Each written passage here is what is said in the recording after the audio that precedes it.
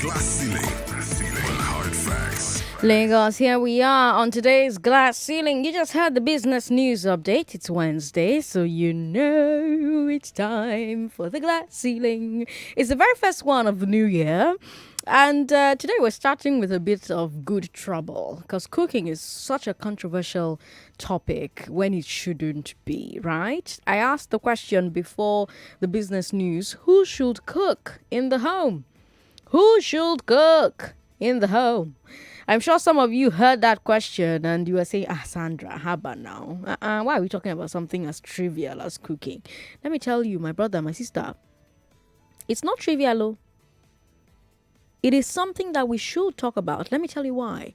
Women are getting beaten over this thing. Women are getting maimed over this thing. Women are getting killed over this thing.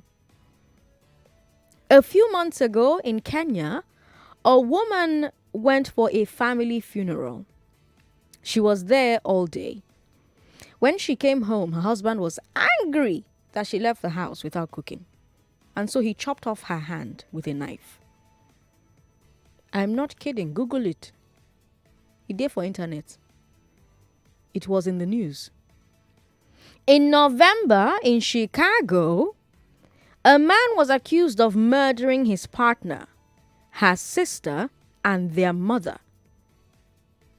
His partner, her sister, and their mother. Why? According to the prosecutors, he woke her up and asked her to go and cook breakfast.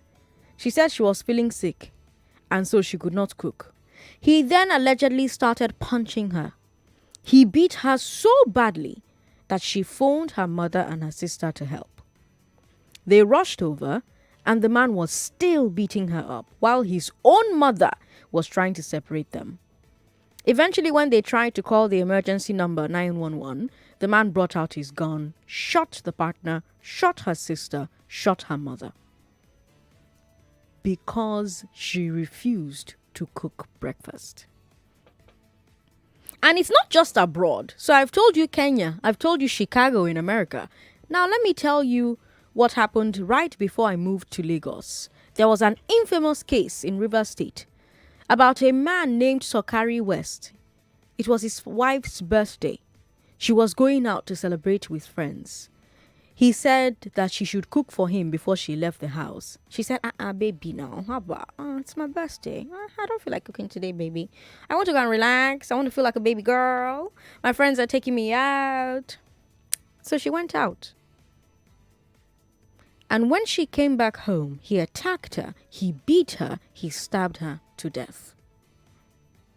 And that's just a few cases. These things happen so often. Some of them end up dead. Some of them end up maimed. But a lot of them get beaten up because they no cook food. So before we talk about this issue in general, talk to me about these cases that I've mentioned. What do you think? I want to understand it. I want to understand what drove these men to do something as ridiculous and unthinkable as beating, injuring, or killing their wives over food. Why is food such a strong trigger point for a lot of men? Why? Now, for the glass ceiling, because I know say the matter they hot, 1 minute, 30 seconds may not be enough. So for the glass ceiling, I'm going to give you 2 minutes. 2 minutes is long. See what the people were able to do with 1 minute, 30 seconds. Now imagine what they can do with 2 minutes, right? So everybody gets 2 minutes to tell me who should cook in the home. Why is food such a trigger point for a lot of men? What do you think about these stories that I shared with you? Two on the continent, one in America. 0700-993-993-993 0700 993 993. What drove these men to do something as ridiculous, as unthinkable, as beating or injuring or killing their wives or their girlfriends or their partners over food? Benga in Lekki, welcome. Yes. All right. Good evening. How are you doing today? Good. You've got 2 minutes. Yeah. Number one, I will start my view on this point. The life in life, one should be deliberate and be intentional. For me, in my house, I cook very well. I'm a man. I've been married for the past 16 years. Okay. So I take time to cook. And now you deprive the family of the opportunity to cook good food from a man that knows how to cook, that had the recipes of all good delicacies. So it is not the responsibility of the woman to cook. Either can cook, the man can cook, and the wife can cook. All you just have to do is to be happy. Define it. So the case of the man that killed the wife just because he didn't cook for him, is out of this world. It's inhuman. And you will go back again to go and pick another woman into the house. So what happened if that one refused to cook again? You kill that person. You kill it. You kill. I think the judicial should take course in that angle, in that line. And marriage is an institution to be enjoyed, and cooking is just part of the benefit there. So the man can cook, the woman can also cook. So it is never the responsibility. You can't. I'm a faith-based person. Okay. If you go into the Bible, you can't find a place there where they say it's the responsibility of the man to cook or it's the responsibility of the woman to cook. The man can provide for the house. The woman can as well do the same. So if I'm a professional and I know and I work and I have the ability to engage the service of people that can do all this for me, will you now say because my wife is not available, I should not eat? So I should be able to engage the service of a professional who is, it could be a man, it could be a woman. Thank you, Benga, for calling me. Your 2 minutes is up. Sade says in her home she cooks, but anyone can cook. Sade, welcome. Yes, hi, Sandra. Hi, welcome. Go ahead. Yes, so I believe, well, first of all, the cases that happened are very gruesome, and I feel like the men were just lazy, is my estimate, because if they could cook, why not cook just because the woman didn't cook for you? Why didn't you just... Yeah, but how does laziness drive you to beat a woman who doesn't cook? Doesn't it take more energy to beat someone than it does to cook? No, not some people. Some people just feel like, it's your right. Some of them marry because, you should cook. That's your duty, so you should do it. Because I feel like if your wife didn't cook for you, order, take away, something, whatever. Cook it yourself. Like, there are many options, Options abound. So for you not to, then it's just laziness on your part and just craziness. There are many, many negative words you can't use on the air. So we'll go with those ones. Okay. Crazy and lazy. Yes. But in my opinion, anyone that knows how to cook or likes to cook should cook. Okay. That sadly it's not my case. So, I cook, or the females in my house cook. Yes. But I'm always quick to be like, look, if you're hungry, if you think it's that serious, go and cook. Wait for me. Wait for when I feel like cooking. That's if you feel it's that desperate. So sometimes when they're hungry, they order takeout. If I'm not available or if I doesn't have the time, they take out. I mean, life is not that hard. They'll tell you have money now. That's why you're doing takeout. No, it's not. Come on, Sandra. Down the road, there's some put that cooks. How much does she cost? Because people do that anyway. You go, men in general go out and eat at the booker or whatever. So you don't have to necessarily take like the expensive ones. You can take the ones down the road or whatever. And that's the options that they take. If the female in the house is not available, order takeout. Go buy something to eat, or get Indomie and make it yourself or something. That's like, well, I don't know how much it is, but whatever price it is, do that. All right, GT, thank you so much for calling and doing it in 2 minutes. Ruben in Yaba says, anybody who can cook should cook. So what drives the men who beat their women when they don't cook? If I've gotten like 2 men who are saying anybody who can cook should cook. Yeah, for me, the woman should cook. For African men, really what I'm saying is I'm taking it from the historical and let me just say let me just say from the historical perspective. Naturally in Africa or Nigeria, men are not actually close to the kitchen. Women are more closer to the kitchen. Men are more into the physical and the outside work stuff, while the women are more into the indoor work stuff. Why it's like that, I don't know. Is it supposed to be like that? No. Has it changed? Yes, it's changing a little. It's changing gradually, and I hope that it changes, that it becomes a situation where everybody can cook. So, looking at myself, being brought up in such an environment where I only see women in the kitchen. I hardly see men. So I will not get married and say that I want to be doing the cooking while my wife will be sitting down. Of course, she should do the cooking. Okay. I can help. Okay. If she's incapacitated to do it, I can help. If she's busy or she has something to do or she has a birthday and she wants to feel like a baby, no problem. But to understand what you're saying, Ruben, you're saying that because in Africa men are not supposed to cook, that's what triggers the men who beat their women or who kill them for not cooking. That is a criminal offense, actually. It's a criminal offense. I understand. I'm just trying to understand what triggers that. What triggers that reaction? Beating, hurting them with knives, chopping their hands off, killing them. What triggers that? That is for me smart. When you feel like there are different kind of men. There are liberal men. Thank God for civilization. Some men are not becoming, but there are just some men that are just stuck in that masochist, that supremacist male, alpha male kind of thing. They feel like they are the alpha and omega, the beginning and the end of every woman. So they want to hack. So they don't really see beating up a woman for little things like not cooking as a criminal offense. They feel like you are being a man. All right. Thanks for calling us. Victor says the woman should cook. Victor is in Victoria Island. Hello, Victor. Good afternoon. Tell me why you think the woman should cook. From the days of the Bible, the woman has been cooking. It's in the Bible that the women cooked? Yes. Where in the Bible? Make your research. No, you're the one who is asserting, so it's up to you to prove it. Where in the Bible?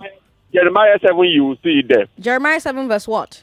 Jeremiah 7, you will see just... Jeremiah, I'm in front of Google right now. Jeremiah 7 verse what? Read it down, you will see it. Let me make my point fast, please. Okay, The woman should cook, because if the recent word is telling the man to cook, or anybody can cook, that means they should change the culture or the tradition so that women can start paying the bride price as well. So Jeremiah 7 talks about false religion. How did you get about which Bible said Jeremiah 7? Go down to either verse 15 or 16, you will see it. Verse 15. Hold on. Where the men gather firewood, then the women cook. No, Jeremiah 15 says, I will thrust you from my presence, just as I did all your brothers, the people of Ephraim. 16 says, so do not do. Wait, it's again. What did he say? I say go to 15 or from 15 or from 14. Then you will see. I'm at 14. Therefore, what I did to Shiloh, I will now do to the house that bears my name, the temple you trusting, the place I gave to you and your fathers. 17 says, do you not see what they're doing in the towns of Judah and the streets of Jerusalem? So you just quoted fake Bible for me just to make a point. Go ahead. It's down. Go ahead. Do you not see what they're doing? Go ahead. Number 18 says, the children gather wood, the fathers light the fire, and the women knead the dough and make cakes of bread for the Queen of Heaven. So it's for did you not see the men in the kitchen with the women as they were kneading the dough? Who cooked? Did you not see the men in the kitchen? Who cooked? Did you not see the men in the kitchen? People should not spoil the tradition. They were actually cooking for the Queen of Heaven. They were not cooking for men. Sandra, that does not mean every man should take his wife as a slave. All right, Victor, thanks for calling. Your time, unfortunately, is up. Rafiat says whoever has the ability should do the cooking. Hello, Rafiat. Hello, Sandra. Good to have you on the show. Yeah, sorry, I've been laughing. Oh, my God. See, the reason why some men go mad and crazy when they say a woman should cook and she refuses to cook is because of the need to control and the superiority complex they've been infused in. Okay. Some men see kitchen as below, not above. Why should I be the one cutting onions and putting tomatoes? No, you have to do that for me because that's what they've told you all your life. Mother cooks in the kitchen, father goes to work kind of thing. And that's exactly what is ingrained in some men. And that's why you find some people telling you, they feel like doing kitchen work is beneath them. It's something that is above. And since the woman in their brain is the one who is beneath, who is the person who is down should be doing those kind of unsavory jobs. And that's exactly why you have those kind of situations. And let's not even lie. Some of our mothers kind of aided this thing, because when we are growing up, you're being told, oh, you do not know how to learn how to cook. You're going to go to your husband's house. But nobody is actually looking at the boy child and say, won't you learn how to cook, because you're going to go hungry if you don't learn that. Honestly, and I think that some people are lucky, or should I say are blessed. I don't know which one I'll use now, because I came from a house where my dad was cooking. Everybody was saying that my dad was in the kitchen doing all the things. My dad cooks way better than my mom. It's not a secret. My dad too. My dad's a better cook than my mom. But guess what? My younger brother came to my house the other day, and the poor guy was like, I'm hungry. I'm like, so what am I supposed to do? Get up from my very nice bed and go and make food for you? And he makes this statement of, oh, but the kitchen belongs to the woman. I'm like, hunger will finish you. Huh. If that's the mentality that you think that your friends have kind of told you because you left the house for like 2 or 3 years, then hunger will finish you. Let me just tell you. So we need to start to let these men know that cooking is a life skill. Tradition is just peer pressure from old people. My previous callers, oh my God, that's a good one. My previous caller says that the Bible says women should cook, but he only gave me one Islam, verse. when it comes to the rights of women, because I don't know much about the Bible, I'm a Muslim. Okay. There is no cooking there. When it comes to the husband rights over his wife, the wife's rights. When it comes to husband's rights, there's no cooking said.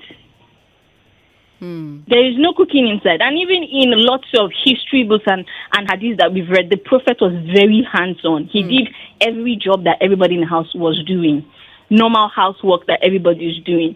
Dear men, you don't learn how to cook. 21st century men, nobody has time to do that. I'm hiring a chef when I get enough money. So better learn how to cook for yourself. Rafia, thank you for calling us. Tony in Mushing says, in Africa, women should do the cooking. All right, Tony, tell me why. Tony, are you there? Oh, no. If you just joined the show, hello to you. We're having a conversation about cooking. And as you can see from the debate going on, it's not a trivial matter, because some men say women should do it, and some men say anybody who can do it should do it. And for some men, it's such a serious issue that if you don't do it as their woman, they could cut your hand off. They could kill you, your sister, and your mother. They could also stab you to death. Sobering, but true life story. I told you about the woman in Kenya a few months ago whose husband chopped her hands off with a knife when she came home after going to a funeral, a family funeral, and was too tired to cook. She also left the house without cooking. And her husband said, "How dare you?" and chopped off her hand with a knife. Last year, November 2020, in Chicago, a man was accused of murdering his partner, his partner's sister, his partner's mother, because he woke up in the morning, woke her up, told her to go and cook breakfast. She was like, "I beg, I'm feeling sick, I can't cook." He then allegedly started punching her, beat her so badly she called her mother and sister for help. They rushed over, and the man was still beating her. His own mother was trying to separate the fight. Eventually, they tried to call 911, and the man brought out a gun and shot his partner, shot her mother, shot her sister, because she refused to cook breakfast. So we laugh and we play and we make jest of it, but it has serious consequences for women. And then I told you about what happened in River State before I moved to Lagos. It was a woman's birthday. She wanted to go out and celebrate with her friends. Her husband said, "Cook for me before you leave." She was like, "Baby, haba, it's my birthday. Come on. I don't feel like cooking today." And then she goes out to go and relax and feel like a baby girl. And when she came back home, he attacked her, he beat her, and he stabbed her to death. And like I said when I started the show, for some women, it doesn't get to the part where they stab them or they kill them. But for a lot of women, it gets to the part where they beat them. And in my opinion, it shouldn't even get there to begin with. So the question I'm asking, or one of the many questions I'm asking, is what drives the men who do this, who beat their women, who injure their women, who kill their women because of food? Why is food such a strong trigger? 0700 993 993 993 0700 993. Everybody gets 2 minutes. That's all you get to talk. 2 minutes. If you can talk for 2 minutes, we can take as many calls as we can, but we actually have just 2 minutes before the next break. So let me talk to Chinonye in Lekki very quickly. Chinonye, welcome. Go ahead. Hello, Sandra. Yes, welcome. Go ahead. Good afternoon, ma. Good afternoon. My own take is must woman cook? Okay. Because now everybody is trying to. Some people are calling now and quoting Bible that they are not sure of now. Yeah, Sandra. I'm hearing you. Go ahead. Just go ahead. You're asking the person what part in the Bible goes Soroma. Okay, now, Sandra. Okay, now. Somebody called now was saying that woman is designed to be in the kitchen, Abby. So where is men designed to be?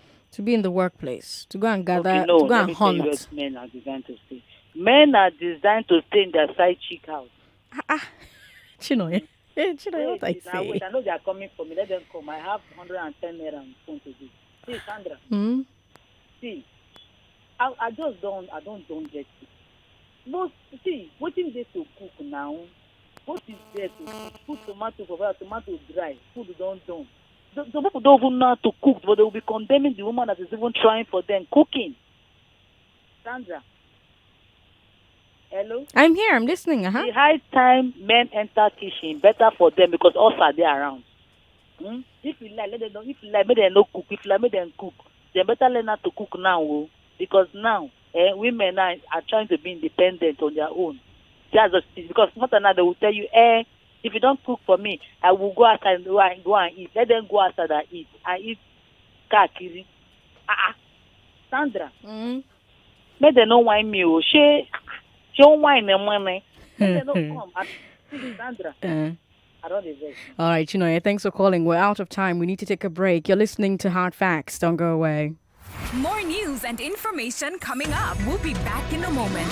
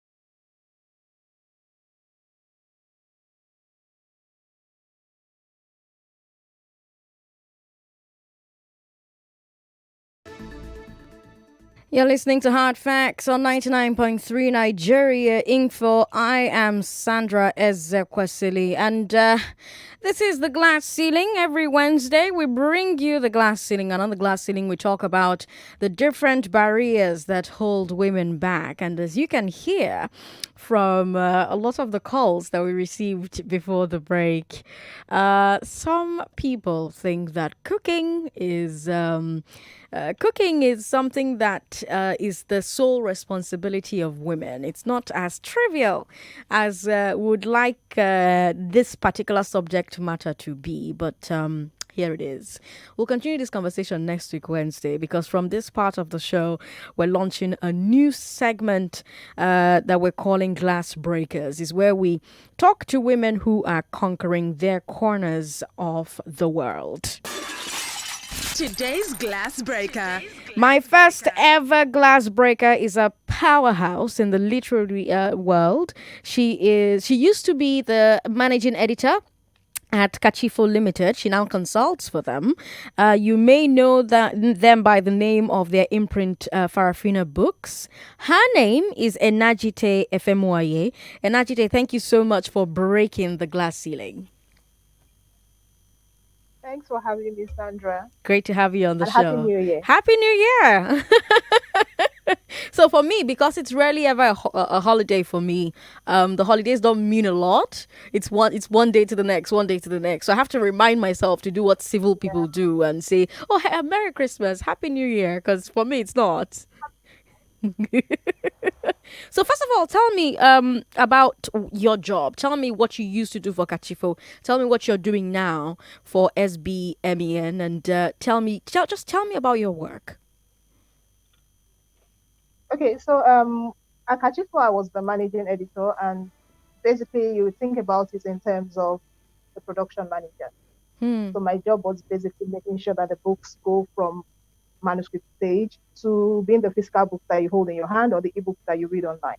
So that was my job. So I was in charge of, things like making sure you had a cover design, making sure the books were well laid out, making sure that the editing was properly done. And also, when you hear, I like to tell this story because when I accepted the job to be an editor at Kachifo, I thought all I was going to be doing was going to be reading books because I love to read. Yeah. And then I get in, find out that I have to understand financial modeling, I have to understand marketing. Ooh. I have to be able to read financial reports. Ooh.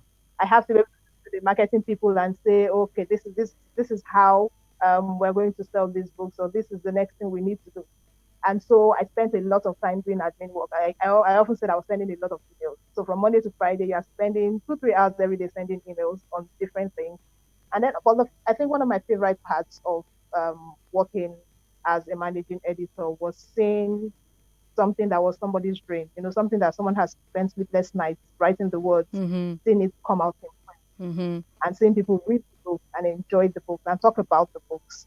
I mean, that gave me a lot of joy. With SBMEN, I co-founded it with a friend of mine and a woman I respect very much, Anwuli Ojogo. And we started talking about it in 2017, but we started the association in 2018. And SBMEN basically is the society, an association for editors, really, and not just editors in the literary circles, editors in corporate environments as well, people who do content development. Anywhere where text basically is handled, anywhere where people work with text, you find editors there. So SBMEN is an association for those people and basically to build capacity, because we found that. And the conversation really started from, I need an editor. I call Anwuli and I'm like, Anwuli, I need to hire an editor. Do you have anybody? And she's like, no, I don't know anybody that I can recommend to you. And 2 months later, she's calling me to ask me the same question. And, we have that back and forth. And we decided, we need to solve this problem. We need to build capacity. And that was basically the But how did you start off? That's the big curiosity for me. How did you get started as an editor? What led you into this career? How did you start out? I know that you said earlier on when you were given the job, you thought you were just going to come and read books, right? But how did you get into this line of work? So, I was at Kachiko for 4.5 years. Well, I still consider myself part of the family because I still consult for them. But I have been an editor for more than 12 years. So I actually became an editor before I left school, and I studied chemical engineering, which a lot of people find interesting because how did you go from the sciences to being this book person? I always love books. I mean, anybody who's known me since I was 5 years old, they're not surprised at what I do now because I've always loved to read. So it started off with, oh, Gita knows English, right? So give her this thing to read for you. Let her check it for you. So that was basically how it started. I mean, people trusted me when there was an argument about what a word means or the right way to use it. People will come to me. My friends will come to me. I'm like, okay, you solve this. And that's basically how, I started. But I didn't understand that it was a sort of foundation for editing. Okay. It was when I started. My first job was at a print press. I attended the University of Nnamdi Azikiwe University in Oka Unizik. Okay. And I was in my final year, and I got a job at the print press as a graphic artist. So my job was to lay out books. Okay. But then I would read the books and I would see stuff that really either didn't make sense or there were a lot of typos or, it just wasn't working. And I'll tell the writers, you know what, please, I think you should edit this your. I think you should. I wouldn't even use the word edit. I'll say I think you should hold off printing this your book and go over it again. And some people will be like, I don't have time to do that. I'm like, no problem, I will do it for you. And I will do it. That was not my job. I wasn't getting paid to do it, but I would do it for them. And at the end of the day, some of them will appreciate it. Some of them I will tell, I cannot, the work that this book needs, I can't do it. You have to do it yourself. I suggest you wait a few months. And of course, I was enemy of progress. Yeah. So basically, they will still go ahead and do their books. And I think that was where basically I started developing it. And all of my jobs after that, I worked in non-profit and youth development. I was the editor of the magazine for the organization. When I moved to Lagos, I was editor at Sabine News before I joined Tactical. So basically, I have been an editor for more than 12 years now. My goodness. What does paying your dues look like for an editor who's rising up? Because there are women who are listening to you right now and your story sounds familiar. It sounds like what they're currently doing or what they want to do. What does it look like to pay your dues? It's a lot of work. It really is a lot of work. I mean, the way you tell writers that becoming a writer is writing. Becoming an editor is not just editing, it's editing and reading and writing sometimes. Because, I mean, you're going to edit people's work, you should know how to write. If you're telling them this is not good, all right, tell me how to write it better, right? Yeah, exactly. You need to understand part of the process is knowing, you have, some people have that innate skill. You read something and it's wrong, something is wrong with it, but you're not sure what is wrong with it. You need to learn the language. You need to be able to say exactly what is wrong with it and how to fix it. Right. So paying your dues is actually doing the work. It's settling down to not just say I'm talented. I know, but a lot of times there's this misconception people have about editors, and it's not just to correct it. Right? It's not just to correct comma and full stop and correct the spelling and things like that. Editing goes way beyond proofreading. Way beyond proofreading. Wow. So you need more than just the skills and proofreaders are amazing because there's only a certain kind of temperament that can work as a good proofreader. I mean, imagine looking for commas in a 700,000 word document and checking that every comma is in place and every full stop is in place. I think proofreaders I think they are unique and I think they are special. But editing is more than just proofreading. And so you need to learn the skills. You need to learn, actually. For myself and Anwuli, we learned by doing. So we learned at work, we learned by teaching ourselves, we learned by, thank God for the internet. I still Google things till date. We learned by going on Google and reading up on things. And when you have a challenge, you check online, somebody else has solved it. So we're self-taught. So for me particularly, it took a longer time to get to the skill level where I was confident enough to actually call myself an editor. Right. Because there was no formal system. It was basically me just putting my head down and doing the work every single day. But I mean, now there are a lot more, like SBMN, for example, we have all of these workshops every year. We have 4 workshops every year. Okay. Right. Okay. So for paying your dues in now would mean taking as many, and there are other online classes as well that you can take. Taking online classes, reading everything, reading as widely as possible. Right. Starting out by doing free work. I mean, I know there's this aspire to respire people are always like, know your value, know your worth, charge accordingly. You have sometimes to start out doing free work. Yeah. Right? Yeah. Because working for free is how you get paid eventually, and that's how you learn. And it's like somebody learning how to do hairdressing, right? You start out making a mistake. You put relaxer and burn one side of the hair, or you do the braiding and it will not be smooth, but you're learning. Yeah. And so that is The more you do, the better you get at it. On your way up, were there particular challenges that you found were stacked more against women than men? Are there things that you did to surmount them? Are there things that you did to avoid them? I so when I was younger, I was very ignorant. Okay. Right? I put it as I was very ignorant because I was raised by a mother who did not um treat any of her children as different. So I didn't grow up with the awareness of me being different from the boy, right? I had a brother. I didn't grow up realizing, oh, this is the thing that women are supposed to do. This is the thing that men are supposed to do. I remember when I said I wanted to study chemical engineering, and somebody was like, well, girl, not supposed to do that kind of thing now. And my mother basically just told the person off immediately, right? So going into adulthood, and when I entered into the real world, I did not recognize sexism. Okay. So people would come into, at my first job, people would come into the office, and I was the one in charge at some point, and, they'll come to me, I'm like, oh, no, no, no, no, we can't do it. I have to see, they knew my boss at the time, a man, and they'd be like, oh, I have to see this person. And you see the person, and they will still send you back to me, right? But at the time, I did not recognize that, you didn't recognize it for what it was. I didn't recognize that. I just thought it was, yeah, I actually did not even actively think about it. Okay. Right. And then also in the career path I have chosen, the line of work I'm in, you remember I said they make a misconception about what editors do. It's also tied back in a lot of people's mind to typing and what typists do and secretarial work, which is seen as a majorly female line of work, career path, or female line of work. Yeah. So when people find out you're an editor, oh, this, I mean, a lot of people are not even aware that subconsciously they just assume, oh, and a woman being an editor, yeah, it's fine. But I think I have dealt with everyday sexism, particularly when I was managing editor at Katipo. I mean, people just assume, they see manage in front of your title and assume you're a man. Right?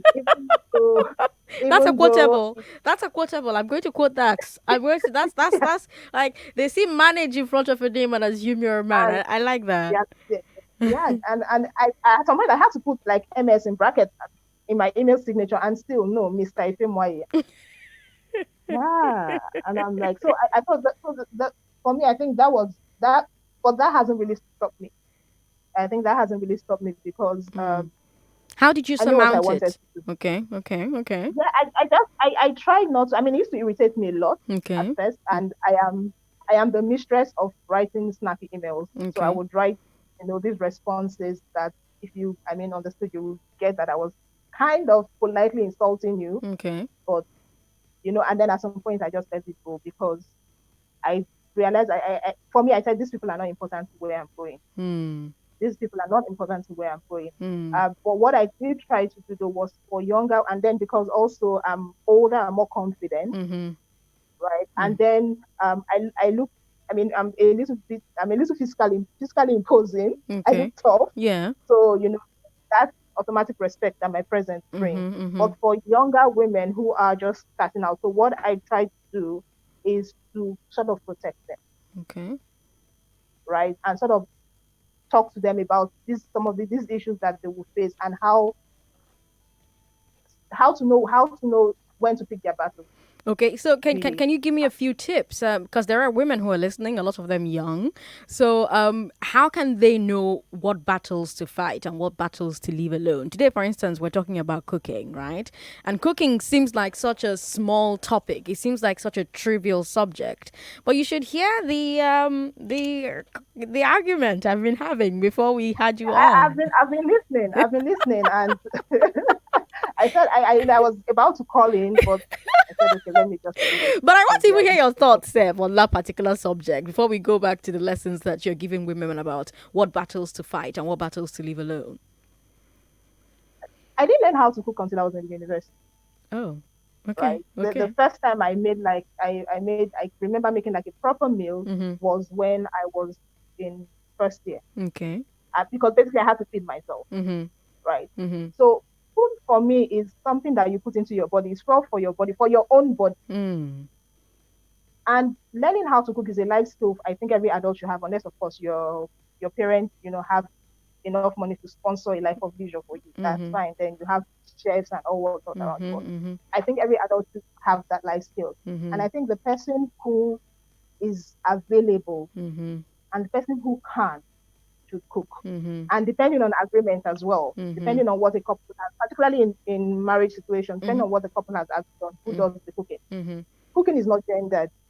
Nobody comes out of the womb with a cooking manual Mm-hmm. or knowing how much salt and pepper to put in food. And thankfully, we have the internet nowadays. Cooking is basically add this amount of this, add this amount of this at this time, boil this. It's simple directions. So people that are saying, oh, they don't know how to, you're telling me you can't follow simple directions. Well, there are those who say the Bible says women should do it based off of one verse. So yeah, let's not talk about Bible people, please. But those are some of the battles that some women have to fight, right? So I would imagine that perhaps you have some literary event and you get there, GT, and perhaps they expect you to do the serving, right, of the refreshments at this literary event. That's a battle. That's one form of battle, right? Or you're having a meeting in the workplace and they expect that the women in the workplace will be the ones who serve refreshments. It is one form of battle, but there are also other small ones and there are also other big ones. So for you, who is a mentor for a lot of young women, which of these battles should they fight and which of these ones should they simply just not expend their energy on? Especially because a lot of them add up. A lot of them become like snowballing to the big things, right? Yeah. Yeah. I don't like to be prescriptive, right? Because I believe every person's situation is unique. Yeah. But one thing I find in workplaces is the workplace policy, right? I've been lucky to work in places where the workplace policy has been very fair, Okay. across board to Okay. women and men. And of course, things like how sexual assault, for example, or physical assault in the workplace is handled is clearly spelled out, Yeah. right? Yeah. You know you are protected, like the company will protect you, Mm-hmm. right? Mm-hmm. So for I mean, women in the workplace, particularly in the field that I'm in, there aren't a lot of people. I have to point it out that publishing in Nigeria particularly is not a big industry. I mean, outside of, if we remove the educational publishing with the people that do all the textbooks and things, and just focus on literary, creative writing, that type of Publishing, publishing, yeah. it's not a very big space. So there Yeah. aren't a lot of people in it anyway, right? Yeah. But like I said, editors work everywhere. So you Yeah. find yourself you are in a workplace. I think one thing you should be looking out for the workplace policy. Okay. And I believe that every company has a system for suggesting changes to workplace policy, amending, those things. I mean, I think I'm privileged in the sense that I know if I find myself in a situation where I cannot effect change and I am unhappy or I am being treated as less because I am a woman, I will walk away. But not a lot of people can walk do away. that. And that's, yes, and that, that presents a problem. But speaking up always helps.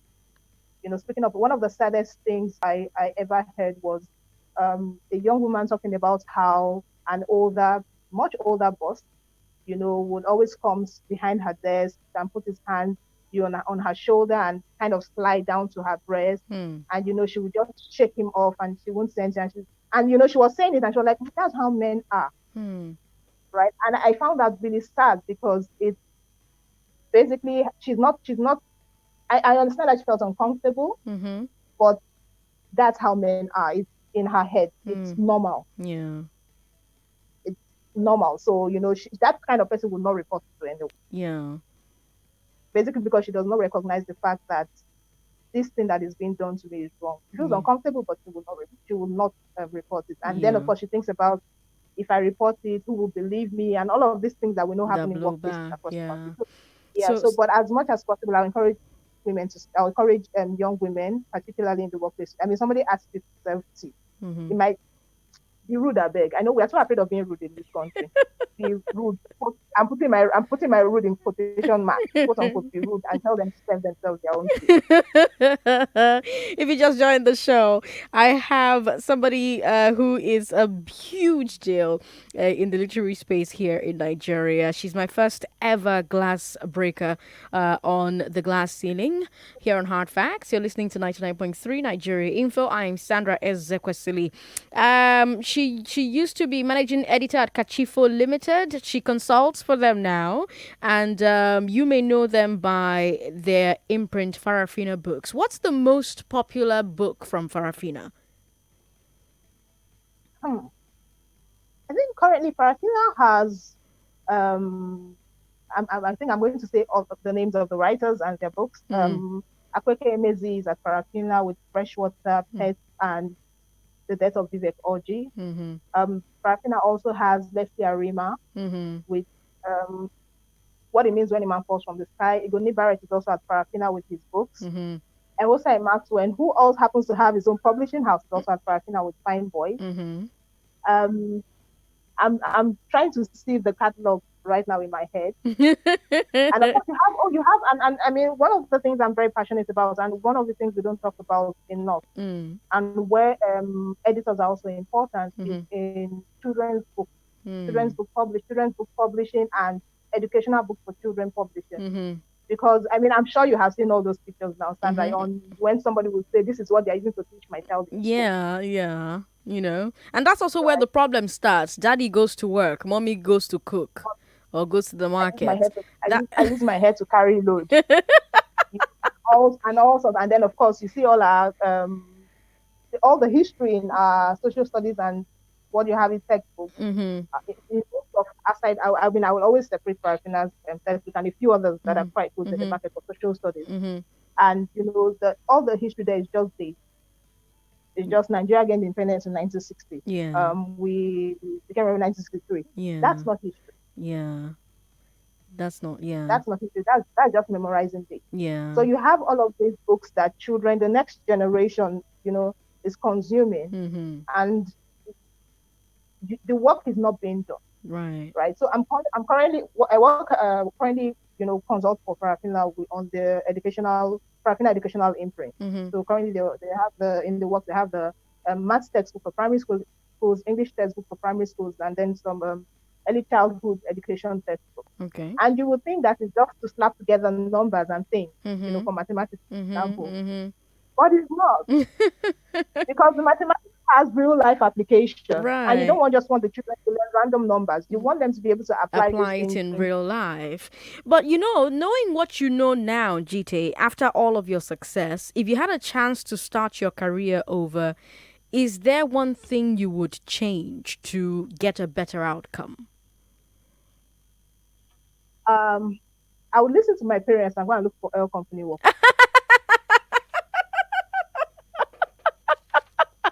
I'm serious. See, pursue your passion is a scam. I'm serious. Your people, you know, we hear all of these things about, your passion. You have to follow your passion. Your passion is a scam. You follow your passion, you have to work extra hard. You have to work extra hard. I mean, particularly in the art field where, I mean, Nigerian creative industry, for example, I think it was last year, I cannot remember when it was, and the Bank of Industry had this fund for the Nigeria creative industry. And, you know, it was entertainment center. Literature is part of the creative industry. But there's not a lot of focus on that, Yeah, so I mean, imagine being passionate about books and trying to access funding. Right? It's almost really, really difficult to get for SBMN as well. I mean, Nigeria is poor. We know that. And books are a luxury. We need to take a break. We need to take a quick break, but I'll come back and you'll finish that thought that you had, because that's my final question on today's show. You're listening to The Glass Ceiling. Don't go away.